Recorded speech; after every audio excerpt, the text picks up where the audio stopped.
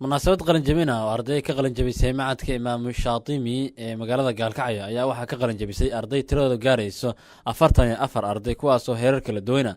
Ardayda ka qalin jabisay macadka Imaam Shaatimi ee magaalada Gaalkacyo ayaa la guddoonsiiyay jaa'isooyin kala duwan, waxaana iskugu jireen qaar 30 juz ee Quraanka Kariimka ku guuleystay 20 juz iyo 10 juz. sidoo kale ardayda jaa'isooyinka la guddoonsiiyay ayaa waxaa iskugu jireen dahab iyo jaa'isooyin kala duwan. xafladan ayaa waxaa ka soo qayb galay ardayda macadka, waalidiinta, maamulka, ganacsato iyo aqoon-yahano iyo marti sharaf kale. waxaana munaasabadaasi maalgelisay shirkadda isgaarsiinta ee Golis. ugu horreyn waxaa munaasabadaasi ka hadlay Sheekh Badel Maxamed Zuule oo ah aasaasaha macadka Imaam Shaatimi, waxaana uu ka hadlay ujeedka loo aasaasay macadka Imaam Shaatimi oo hadda sanadkiisii saddexaad ku socda xagga taasiiska. marka laga hadlo ahdaaftan oo aasaasnay طبعا waxaa ku tusinaya magaca Shaatibi la yiraahdo ku tusinaya.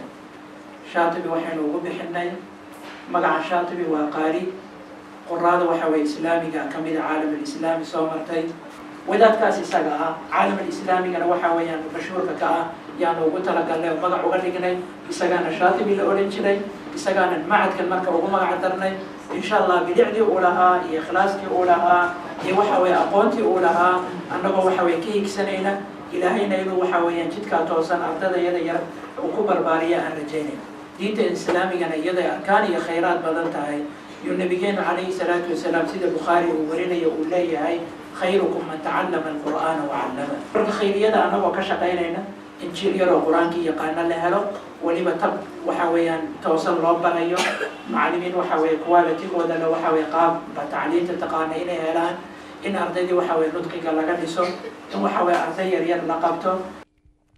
Sheekh Cabdifataax Cali Yuusuf oo ah maamulaha dowladda Quraanka Kariimka ee Imaam Shaatimi ayaa asna halkaasi ka hadlay. marka cid fahan adag iyo cid fahan yari ma jirto ee xoogaa waxay ku xiran tahay sabir iyo daa'imnimadaas. Quraankuna maalinta koowaad haddaad 5 sadar xifdisid, maalinta labaad maskaxdaada waxay qaadaysaa dhowr sadar oo kale inay ku darto, maalinta kale qof quraanka xafiday oo dhameeyay tajwiidkiisa iyo talqiinkiisuna uu fadhiyo ka waxa laga rabaa intii uu xafiday quraanka inuu ilaashado, subax ku ilaashado, muraajaca ku ilaashado.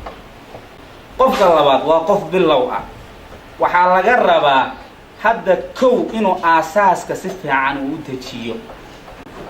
meeshan amal maanta ku jiro hadii aasaskeedii la iska waxa way si fiican aan loo caga dhigin, mabnahan oo dhan waa soo dumaya shay kastana saawo. Soomaalidu oo ka maamaado waxay tiri xaraf alif kulmay al-baqara kuma hagaago, rafaadkaasina rafaad ummadeena haysto. kana xaqiiqatan waxa la sheegaa haddii inta ka hooseysa ay madowdahay inta ka koreysan saad ku ugu socdaa waa adag. tusaale hadda adoo jaran soo maray kor iyo hoos haday ka go'do ka wad, labada dhinacba u laabashadu kuma fududa inaad bartaada taagnaatid mooy. haddaad isku daydidna qasab baad ku soconaysaa. Maxamed Muuse oo ku hadlay afka waalidiinta iyo Maxamed Cabdiraxmaan oo sana ku hadlay afka ardayda ayaa munaasabadaasi ka soo jeeday hadallo ay ku dhiirigelinayaan maamulka iyo ardayda, isla markaana ay sidoo kale uga mahadceliyeen shirkadda isgaarsiinta Golis. anigoo ku hadlaya magaca waalidiinta waa la canaantay dadka la canaanayaan ugu horeynaa anuu khaasaan ugu horeeyaa inaynu quraanka baranno oo ku dadaalno oo wadno wixii khayr ah oo guriga dhexdiisa laga wado.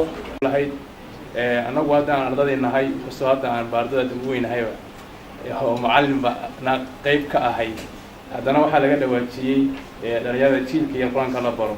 jiilka yar ma ahayd jiilka laftooda yaraantoodii quraanka bartay dib haddana ka ilaaway dawdarka noqday anuu ka mid ahay. marka waa labsaasna waa la badan yahay, koox badan baan nahay inaan quraanka dib ugu soo laabano oo ardadeena jaamacadaha dhiganaysa iyo kuwa shaqeynaya iyo kuwa reeraha leh waxa way maantay isbidaya intaba quraanka lagama weynaadee waxa loo baahan yahay dib ugu soo laabano. aad baan ugu faraxsanahay ka Golis aan runtii inaan ka soo qayb galno xafladan qiimaha badan oo lagu koryeelayo Ilaahay subhanahu wa ta'ala kitaabkiisa iyo Quraanka Kariimka. runtii si la sheegay culimada ka hadashay waa shay qaaliya oo waxa way aan haysano weeye. runtii yar iyo weyn, waalid iyo dhalinyaro iyo ama wiilal iyo gabdho intaba waa u baahannahay. marka runtii waxa way arintaas aynu isku booreenaa ragga dhalinyarada ah oo hadda baranaya iyo gabdho iyo wiilal bay isugu jiraan. waxaan leenahay إلهي سبحانه وتعالى وحوي الله بركيه. زبير شيخ عبد السمني تي في قال كعيو.